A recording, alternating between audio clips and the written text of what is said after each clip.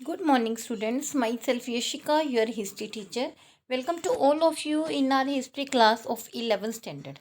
As you know, we are continuing our first chapter of history from the beginning of time, and today we are going to discuss the topic modes of communication, language, and art. So, start the topic without wasting any time. Among living beings, it is human alone that have a language. तो अगर हम human being की living beings की बात करते हैं तो उनमें एक ह्यूमन ही है जिसे लैंग्वेज आती है, मतलब लैंग्वेज बोलना आता है. There are several views on language development. तो लैंग्वेज की डेवलपमेंट के लिए बहुत से व्यूज़ दिए गए हैं. देखते हैं फर्स्ट क्या है. Hominid language involve gestures and hand movement. तो जो होमिनिड था, स्टार्टिंग में जो होमिनिड्स आए थे उन्हें बोलना तो आता नहीं था, तो वो क्या करते थे, हैंड मूवमेंट्स जब अपने जेस्टर शो करते थे, जैसे हम कहते हैं ना हैंड्स की मूवमेंट की या फिर एक्सप्रेशन दे दिए, उस तरह से वो अपनी जो मैसेज कन्वे करते थे. Before spoken language there was a non verbal communication such as singing और हमिंग. तो लैंग्वेज स्पोकन से पहले एक नॉन वर्बल कम्युनिकेशन था, जैसे कि सिंगिंग, वो गा के या गुनगुना के, हमिंग मीन्स गुनगुना के अपना मैसेज कन्वे करते थे. Human speech probably began with calls like the ones that have been observed among primates. तो जो ह्यूमन स्पीच थी वो जब मतलब किसी को बुलाते थे तो बुलाने से पहले वो मतलब अपना इशारा देते थे. जैसे कि प्राइमेट्स की बात करें, जो होमिनिड्स थे, चिंपैंजी वगैरह थे, तो वो क्या करते थे, मतलब वो एक हल्का सा बुला के अपना उनको कॉल करके उस तरह से वो अपना मैसेज कन्वे करते थे. ह्यूमन में have possessed a small number of speech sound in the initial stage. अगर हम बात करें ह्यूमन बीइंग की तो इनिशियल स्टेज में नंबर ऑफ स्पीच साउंड, काफ़ी साउंड्स थे, जो छोटे छोटे साउंड्स थे वो बोल के अपना यूज़ करते थे. ग्रेजुअली दीज में हैव डेवलप्ड इनटू लैंग्वेज.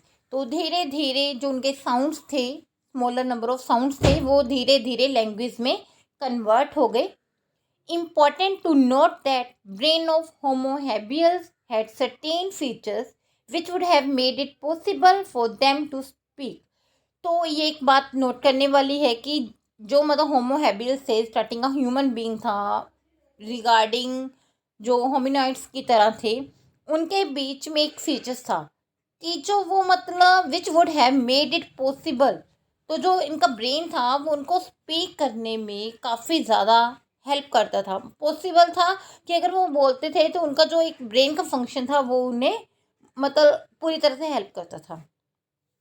दस language may have developed as early to MYA.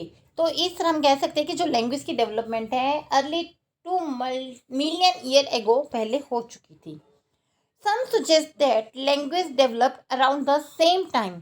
तो कुछ फिलोसफर का या कुछ हिस्टोरियन का ये मानना है कि जो लैंग्वेज की डेवलपमेंट हुई थी वो उसी टाइम हुई थी जब आर्ट की हुई थी development, near about 40,000 to 35,000 year ago. Hundred of paintings of animal have been discovered in the cave. तो बहुत से पेंटिंग की डिस्कवरी की गई थी, जो एनिमल की पेंटिंग बनी हुई थी केव्स में देखा गया. तो कहाँ कहाँ पे देखा गया, लेस्कोक एंड शोवे. शोवे में both in France and Altamira, mean Spain में ये एल्टामायरा, वहाँ की गुफाओं में ये एनिमल्स की पेंटिंग देखी गई थी. These include depictions of bison. तो कौन कौन से एनिमल्स के वहाँ पे पेंटिंग शो होती थी, जैसे कि bison, horses, ibex, deer, mammoth, rhinos, lion, bear, panther, hyena, owl, ऐसे जो एनिमल्स की पेंटिंग थी वहाँ पे देखी गई थी.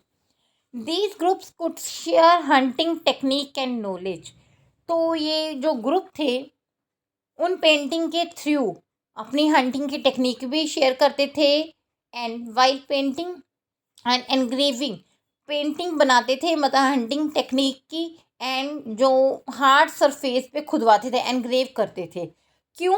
क्योंकि the media for passing information from one generation to another, ताकि जो इंफॉर्मेशन है one generation to another generation easily pass out हो जाए. So I hope students you understand the concept of modes of communication, language and art. If you any doubt regarding this, so please discuss me in a live class. Thank you and have a nice day.